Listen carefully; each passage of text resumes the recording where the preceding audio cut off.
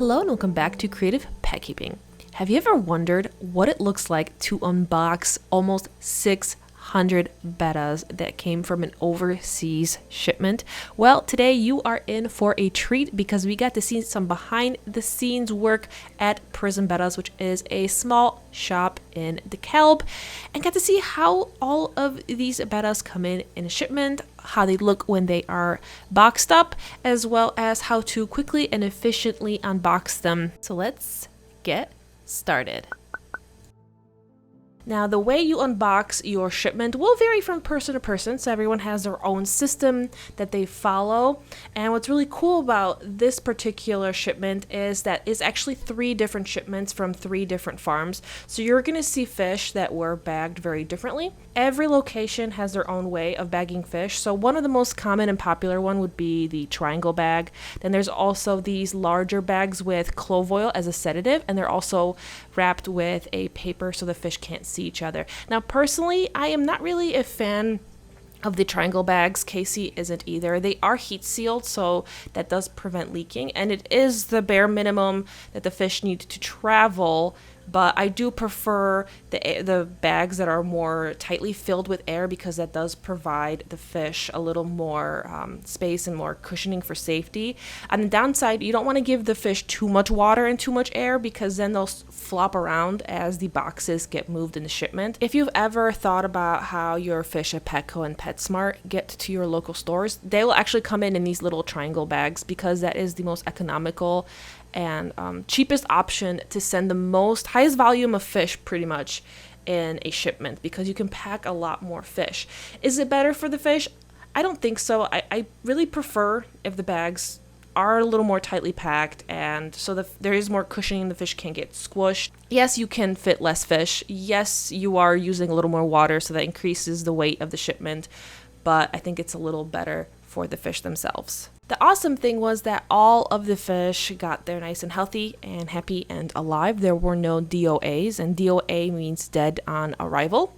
So we were really happy that everyone made it. The heat packs held up pretty well, so the water was not too cold. So after we did a very simple inspection of the fish, it was time to get them out of their boxes. So Casey started to prepare for that while I took another sneak peek at some of the really pretty fish that were available. There's some females, there were some males, there were short finned, long finned, there was really pretty Dumbos. But anyways, before I got too distracted, so here are the beanies that are filled up with treated and medicated water. The fish were going to get medicated for about 3 days. So this would be for males and some of the females, but also the rest of the females would get put in a tub, which was their quarantine tub, before they end up going into that large sorority tank that you saw at the beginning of the video. So when you are putting all these fish in these containers, you have to move very quickly, but you also have to inspect every fish to check that you have the correct gender, but to also look for any diseases and other issues with the fish. Yeah, so basically what I'm checking for is just making sure there's no tumors, growths, clampiness, anything that's going to potentially affect the rest of the sorority. She's orange and that blue, and when she colors up, it's going to be pretty outstanding. So she'll be jarred. Oh. She's got definitely a half moon. She's got a nice D-shaped caudal. It was really cool to be able to observe this process because I got to learn a lot of things, and I got to realize that it's actually really important that when you are ordering these large shipments of fish and when you are selling fish, you have to really know your bettas and know what to look for so that not only you can treat and prevent diseases, but find things like tumors, for example, which are starting to be more and more prevalent in bettas because they are being massively bred. That's definitely a problem that we're seeing more and more.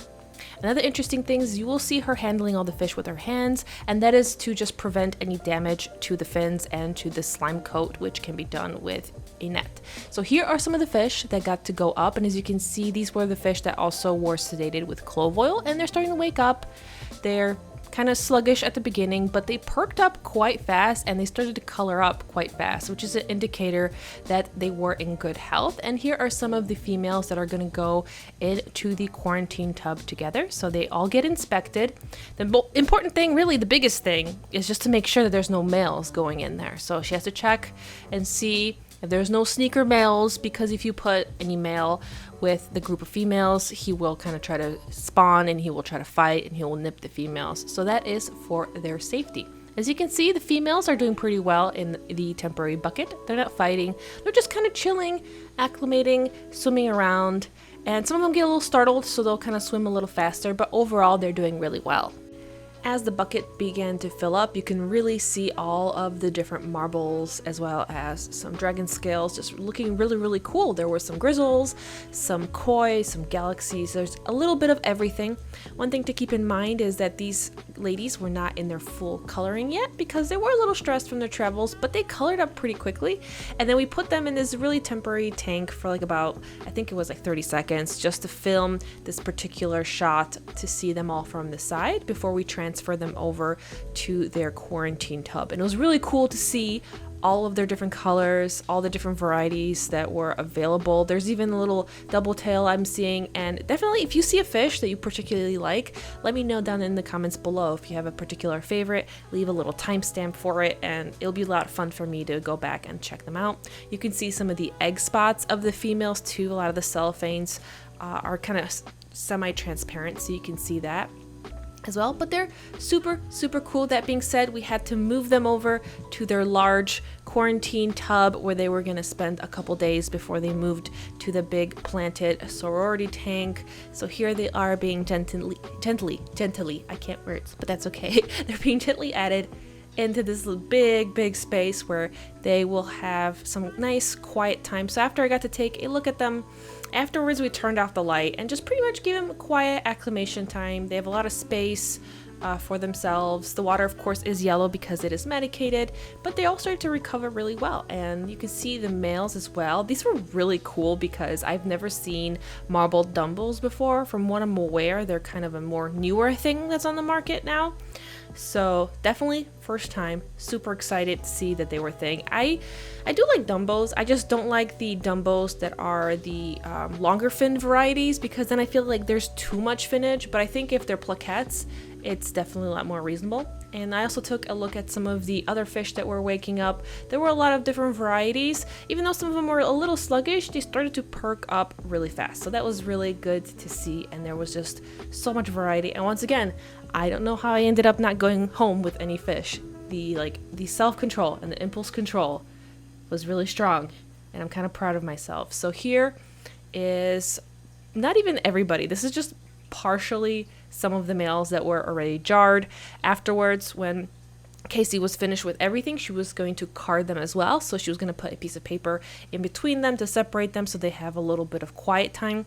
But right now, surprisingly, flaring actually helps them wake up a little bit. So flaring at each other and seeing each other actually kind of pretty much wakes them up from their slumber. I don't think there's a better way to describe it, but they were all starting to perk up and they were all doing really well, and there were so many varieties. And of course, we also had banana help. So if you liked this video, be sure to give me a thumbs up and to subscribe to this channel. I do have a tour of Casey's shop that you can check out as well, and I'll link that down below. But that being said, I hope that you enjoyed this video and have an awesome day.